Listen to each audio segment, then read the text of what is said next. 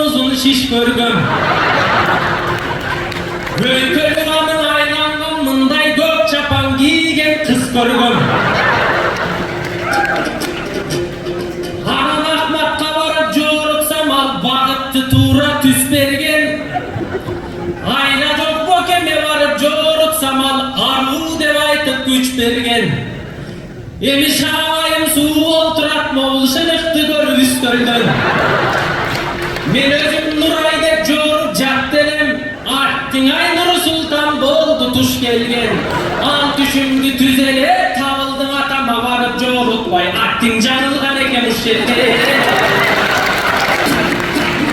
Mendeni bayke tuş görgön, yerden gelgen şiş görgön. Anam jaşıl çapan giyinip çarkıldağın kız görgön. Anam Ahmet baykeme joğurutsam mağa maralday kız dep güç bergen. Abul Lukman dosuma joğurutsam öpköröp büro çıgat dep bağıtın çındap tüz bergen. Mına degeni çıgıp dosumdum bul derden bay çıktım üstölden. Men da dosumdum uğup koy boston janılgan eken kuş жерде.